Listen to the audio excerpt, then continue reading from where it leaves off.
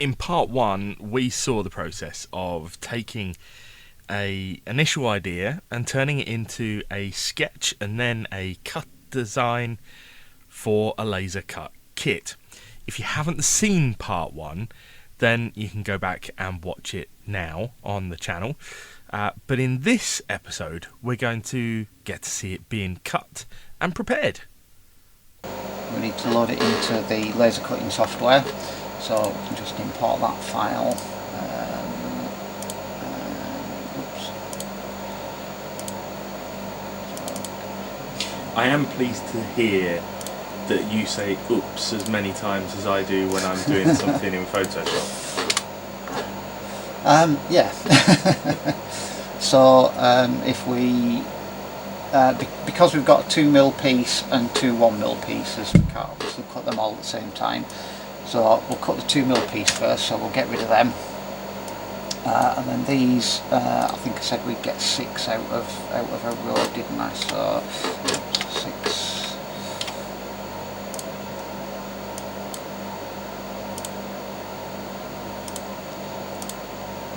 So yeah, this represents the size of the cutting bed. Right. So we've got all those. I suppose we should cut one first of all, just to make sure that it's right. So what we have to do with this, because as I said, all the different layers are treated differently. This bit up here determines what it does. So first of all, we need to put the layers in the correct order.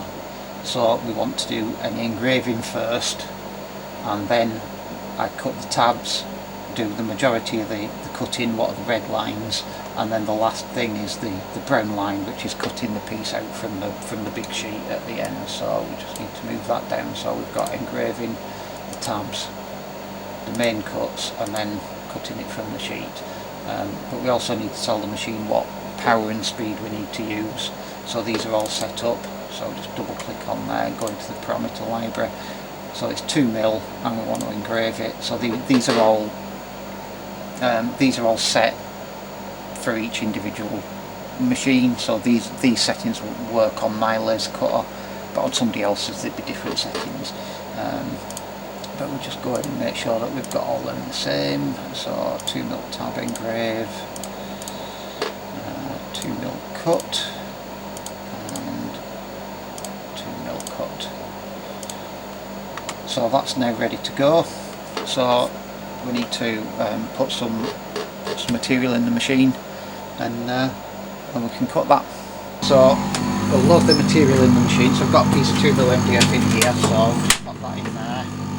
And then we need to set the height. So I have a little gauge there.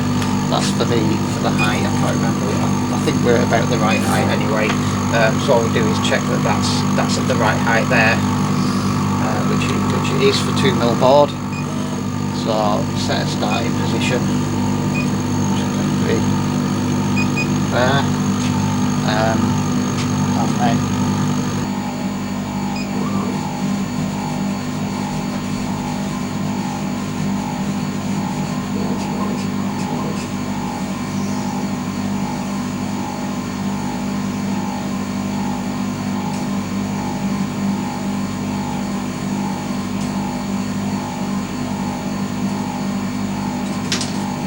fumes out.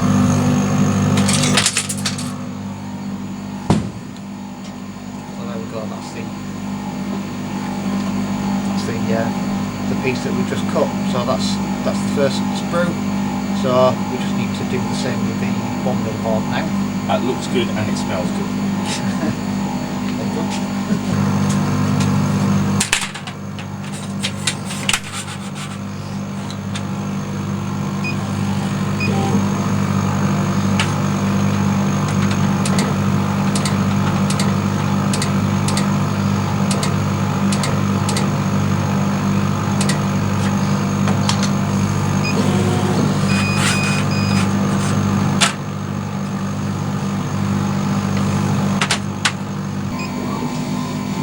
So this is now cutting the 1mm MDF, so it's currently just doing the engraved layer first, so that's all the vertical lines on the hoarding at the bottom,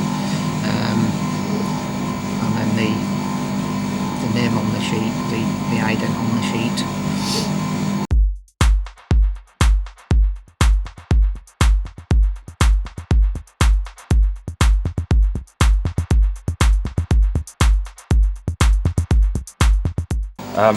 So I guess now we've got the 3 sprues. Is there a particular order in which we should do them, or is the first job just to cut all the bits out? For this, it's relatively straightforward. We know what all the pieces are, so we might as well just cut them all out. So, no, turn the sheet over. Oh, you did say, yeah, you're right. So you can see where the tabs are. Gotcha. And it's easier to cut them out. Much easier. And is there a particular kind of knife that you would recommend? I tend to use a utility knife like you're using there, because if you try and use a scalpel, you do sometimes have to put quite a bit of pressure on to get through some of the tabs, particularly on the thicker board, and the scalpel's really not designed for applying pressure with. Yes. So it can be quite hard to do it with a scalpel or a modelling knife, like an X-Acto knife. Yeah. So I just use these.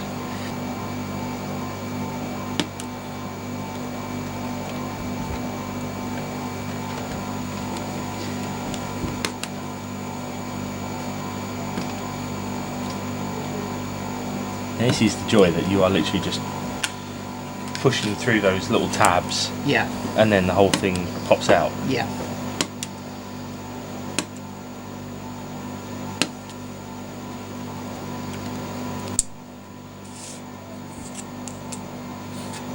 That's the hoarding and the backing board. Mm-hmm. So we've just got the main structural frame.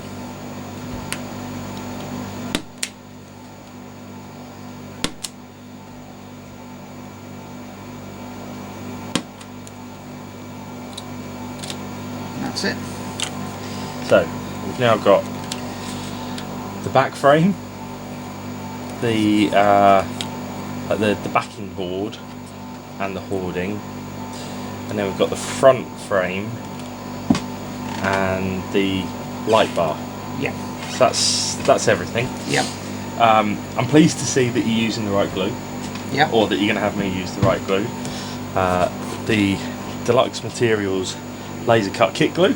So this is what you use yourself? Yeah, this is what I use for everything. Yeah. So is there any particular order in which, well, I mean obviously it builds up in layers anyway, so I guess are we going backing board onto... Yeah, just with this it doesn't really matter which way around it goes, I suppose, but yeah, so I would just glue that onto there. And then the frame. So we've got that's basically the basic billboard. Yeah. You can have it like that if you want. You just drill holes to plant that in. Yeah.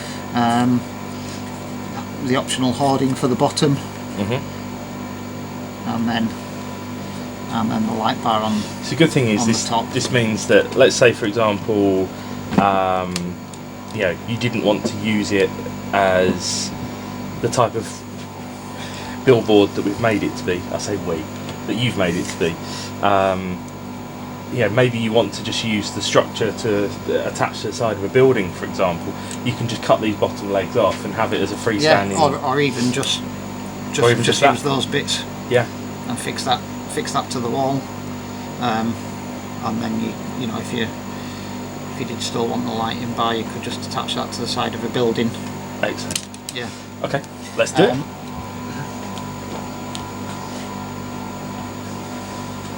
I have a couple of engineers blocks here, so I find that's easier. So if you just basically put them like that, and then you can just push it into the corner there. So this and, is doing it lines like all professionally. I like this. I like this. You take it out of there to put the glue on if you want. Ooh.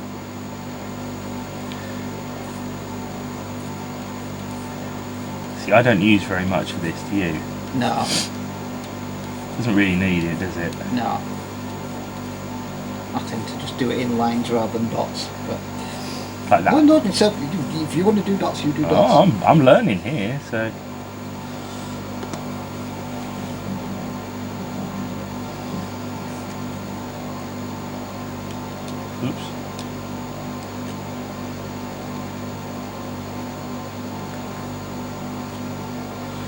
Right. So then I can do the top frame as well. Yeah. Now that obviously I'm probably going to want to put the glue on to the back of the frame to put on there. Yeah. Because otherwise I'd have to be quite accurate, and accuracy isn't my middle name, as you can see from the fact that I've done more gluing of my hand this time around than I have.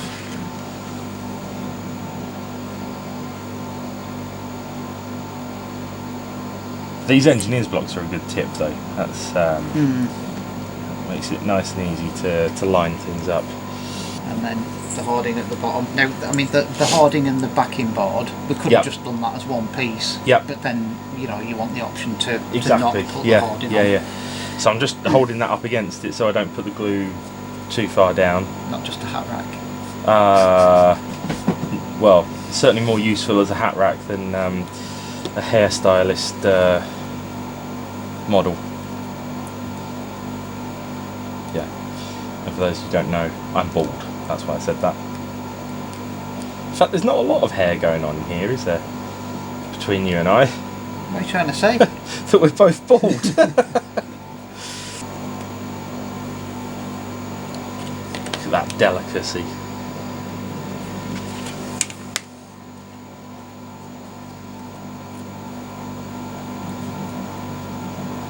It's not perfect, but it's not bad, is it? Well, they never are. I mean, that's true. It's you prototypical. What you could do is cut that up into 48 individual pieces and just glue them on slightly randomly. I could, and maybe like rip one of them off as well, and have it sort of hanging down. That would be very good, actually. At some point, I'm gonna have to do that with one of these. What do you mean, one of these? This is it. This is the one you've got. I have an idea. Right. How would you feel about printing off? I say printing off. It's not printing, is it? How would you feel about cutting a few more of these, and for us to get started, how about we give some away free with the first orders? Yeah, we could do that. Okay. So I'll let you decide how many we cut, and then place your order for some JSModels kits at RailStuff, and the first 20? The first 20 orders will get a free billboard kit that you've just seen being butchered, designed, and being designed and manufactured from, as the Americans would say, from soup to nuts. Right, so we want to sand this now. Yeah, just give the top edge a bit of a tickle. What about the billboard?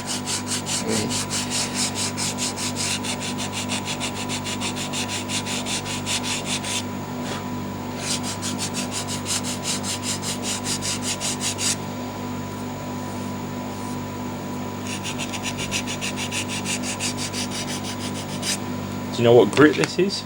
Nope. Good. Can get yourself a set of flexible files, Expo flexible files in a box from RailStuff.com. Right, do the light bar on now. Yep, without dropping it. Just thinking what we could do is modify this and just put 4 holes in at the right size so they can use it as a template to drill the holes. Oh. Up there for thinking. Yeah, That's so it just needs 4 3mm holes. That's very good. Okay. Right, well let's get the label stuck in. And then I guess it's a case of cut some more. Yeah, okay.